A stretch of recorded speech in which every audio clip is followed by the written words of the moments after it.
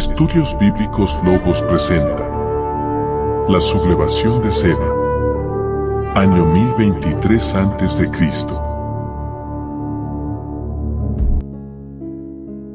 Luego de la muerte de Absalón, David se prepara para volver a Jerusalén desde Manahaim. Y el pueblo de Judá se había preparado para recibir a David, y descendieron hasta Gilgal. Allí lo aguardaron para ayudarlo a cruzar el Jordán, y acompañar a su rey en su regreso, junto a su familia. Y también vino mucha gente de todo Israel. Aquí nos vamos a encontrar con ciertos personajes que habían visto pasar al rey cuando huía de Absalón. Siba, siervo de Mefiboset, y sus 15 hijos, había descendido y cruzado el Jordán antes que David, y lo esperaron en Gilgal. También llegó Simei, acompañado de unos 1000 hombres de Benjamín. Este hombre fue quien iba delante de David injuriándole, lanzando piedras y maldiciones al rey, y a quien Abisai había querido degollar en ese momento. Pero esta vez, su actitud era diferente, y haciendo reverencias al rey pidió 1000 disculpas y perdón por lo sucedido. Jamás le dio una explicación al rey por su extraño comportamiento, solo le imploraba su perdón. Abisai nuevamente lo quiere matar, pero David le perdona la vida y le llama la atención a Abisai por sus deseos de tomar venganza con sus manos. ¿Hasta cuándo tú y Joab van a querer hacer lo que le venga en ganas, desechando la voluntad del rey? Luego de esto, se presenta Mefiboset. Recordemos que Mefiboset no lo vio en su huida, pero Siba, su criado, sí, estuvo presente cuando David pasó por las tierras de Benjamín. David le pregunta por qué no lo había acompañado antes, a lo cual le responde que fue objeto de un engaño por parte de su siervo Siba. Este señor había dejado mal parado a Mefiboset delante de David, tildándolo prácticamente de traicionero, por lo cual David mandó que fuera despojado de todas sus tierras y entregadas a Siba. Pero todo lo que había dicho Siba era una cruel y vulgar mentira. Todo con la clara intención de quedarse con todas las tierras. David, al enterarse de que Siba le había mentido, no hizo nada. La Biblia no dice que haya tomado represalias en su contra, pero prometió devolverle las tierras. Pero Mefiboset dijo que se las dejara a Siba. En total nunca sabemos qué pasó con la relación entre Mefiboset y su criado, quien lo había mal puesto delante del rey David. También se hicieron presente mucha gente que había ayudado a David en Mahanaim, hombres ricos y pudientes, que de alguna u otra forma ayudaron en la logística de los alimentos. Luego de David darle sus más sinceras salutaciones, emprendió su viaje de regreso a la ciudad, a su casa. Y se prendió una pugna entre los de Judá y los de Israel. Los de Israel criticaron a los de Judá por haber ido a buscar a David, y los de Judá le dijeron a los de Israel: el rey David es mucha más familia de nosotros que de ustedes, y por eso hemos venido a buscarle. De hecho, David, como era nativo de Belén, por supuesto que era muy querido por los de Judá. Pero los de Israel no se quedaron callados y dijeron: nosotros somos más que ustedes. Tenemos 10 partes sobre nuestro rey, mientras que ustedes solo son 2 partes. Además nosotros fuimos los primeros en tratar el regreso de David como rey de Israel, mientras que a ustedes tuvieron que convencerlos los sacerdotes Sadoc y Abiatar.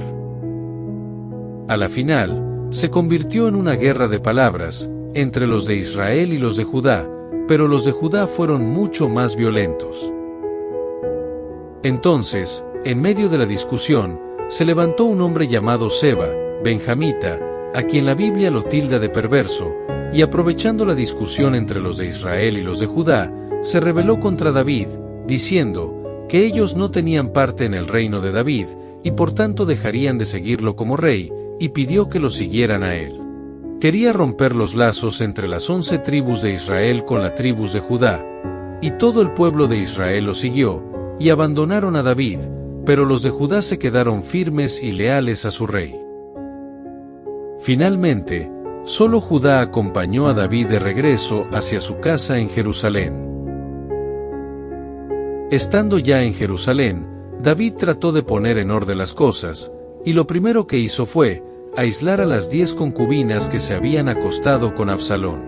Fueron condenadas a vivir un encierro, y nunca más conocieron hombres. Ahora bien, ¿qué tan culpables eran las mujeres? Nunca sabremos si estuvieron de acuerdo o no con lo que hacían, pero cualquiera sea el caso, David las condenó.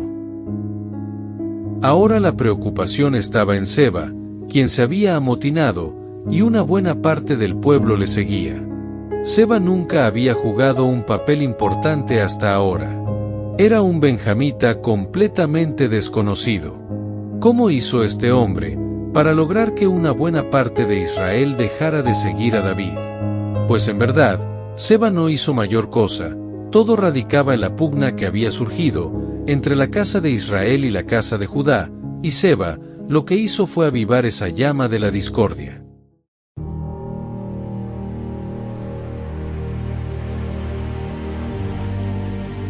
Otro que andaba amotinado por ahí era Joab, quien había sido sustituido por su primo Amasa. Joab había sido la mano derecha de toda la vida de David, y ahora esa relación estaba casi al quiebre, debido a que éste le había dado muerte a Absalón, desobedeciendo una orden directa del rey, y Amasa, quien había sido captado por Absalón, en verdad nunca representó ningún peligro para David.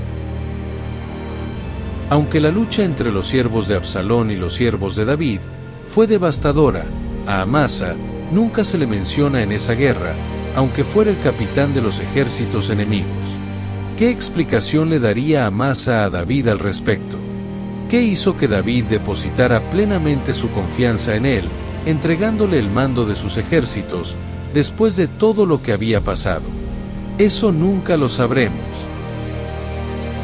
David se propone hacer una reunión con los ancianos de Judá, y para eso encomienda a Amasa que lleve el mensaje al pueblo.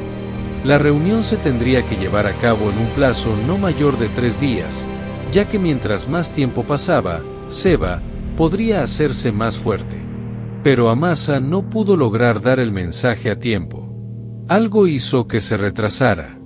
Y cuando David vio que Amasa no llegaba, entonces le encomendó la misión de una vez a Abisai, para que se llegara hasta donde estaba Seba, en la ciudad fortificada de Abel Bet Maaca.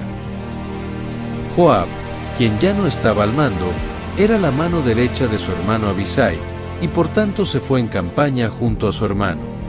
Ya en Gabaón, en el camino se encuentran con Amasa, que venía con un pelotón de regreso a Jerusalén. Y Joab, quien para ese momento le tenía un odio a Amasa por haberlo suplantado, se le acercó de manera engañosa para saludarlo y besarlo. Amasa, inocentemente, y sin imaginarse lo que trataba de hacer, Joab lo abrazó. Joab tenía una daga oculta en sus vestidos, y cuando abrazaba a Amasa, le clavó la daga por la 5ª costilla, tan fuerte que le sacó sus entrañas. Había derramado toda la ira sobre él, quien era su primo. Una vez más, este cruel sanguinario, de una manera engañosa derribaba a quien pensaba era su enemigo personal, tal como sucedió con Abner, quien murió de la misma forma que Amasa. Tanto los que andaban con Abisai, como los que venían con Amasa, quedaron sorprendidos, nadie movió un dedo para defender a nadie. Abisai se hizo de la vista gorda, y junto a Joab siguieron como si nada, en busca de Seba. Pero uno de los siervos de Joab habló a los que venían con Amasa y les dijo que no se preocuparan por eso, que ellos sabían que él había traicionado a David, que dieran la vuelta y fueran con ellos en busca de otro rebelde, llamado Seba, y así lo hicieron. Pero el cadáver de Amasa quedó en pleno camino, y todo el que pasaba se detenía para mirar. Entonces el siervo de Joab movió el cadáver y lo hizo a un lado del camino, y lo cubrió con una vestidura para que ya más nadie se detuviera a observarlo.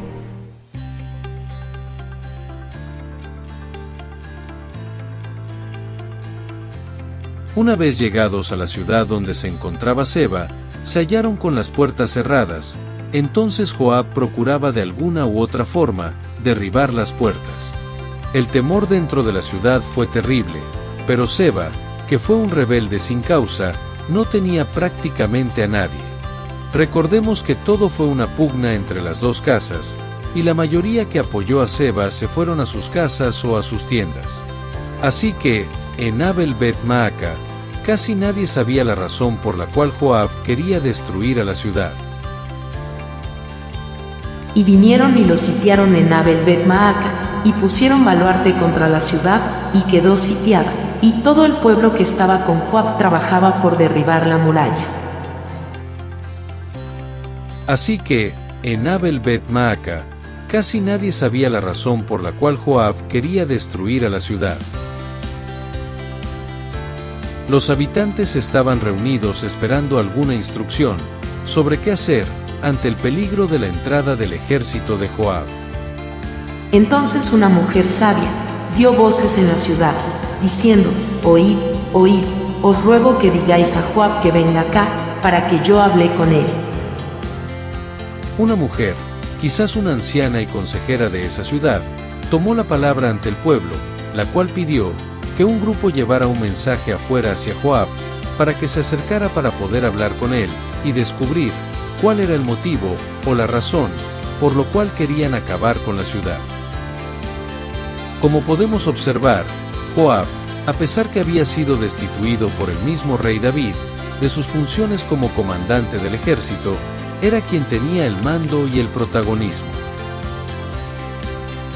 Abisai era opacado por la presencia de Joab, quien había sido hombre de renombre, y muy conocido por lo cruel y sanguinario que era. Y esta mujer había escuchado hablar de él, mas no lo conocía personalmente. Entonces cuando Joab se le acercó, esta consejera pudo hablar personalmente con él. La Biblia no nos especifica si el encuentro entre Joab y esta consejera fue dentro o fuera de la ciudad. Pensamos que pudo haber sido en toda la entrada, porque dudamos que Joab fuera a tener toda la confianza para entrar solo, sin correr el riesgo que fuera presa de Seba. Antiguamente solían decir: quien preguntare, pregunte en Abel, y así concluían cualquier asunto. Era como una especie de refrán, y es como decir actualmente: hablando se entiende a la gente. Luego de esto la mujer pregunta: ¿por qué esa ira contra esa ciudad, una ciudad que era pacífica, fiel servidora de Jehová, y ahora él y su ejército la quería destruir? Joab le responde: no es la ciudad mi problema es el hombre que se oculta en ella, un benjamita llamado Seba, quien se atrevió a levantar su mano contra el rey David. La mujer le responde: bueno, si por ese hombre, mi ciudad está a punto de sufrir graves consecuencias, espera un poco allá afuera, que ahorita te arrojaremos su cabeza desde el muro. Entonces Joab se retira, y espera a ver lo que sucede. La mujer habló a la ciudad, y les explicó los detalles sobre el asunto. Fueron y buscaron a Seba, y le cortaron la cabeza, arrojándola por el muro. Ellos pensaron que no valía la pena, que por un hombre toda la ciudad fuera destruida. Y de esta manera, esta mujer de nombre desconocido pudo salvar a la ciudad.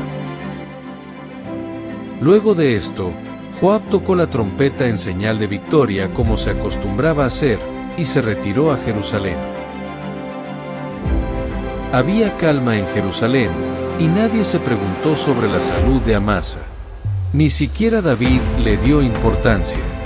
Más aún, premió a Joab retornándolo a su puesto como jefe del ejército, ya que Amasa había sido asesinado vilmente por el mismo Joab a traición. Otro que ya no estaba era Itai, quien estaba a cargo de los extranjeros radicados en Israel, llámense los ereteos, peleteos o geteos. Ahora en su lugar estaba Benaía, hijo de Joiada. ¿Qué pasó con Itai? ¿Murió en la batalla contra Absalón? Ya que de ahí más nunca se le mencionó.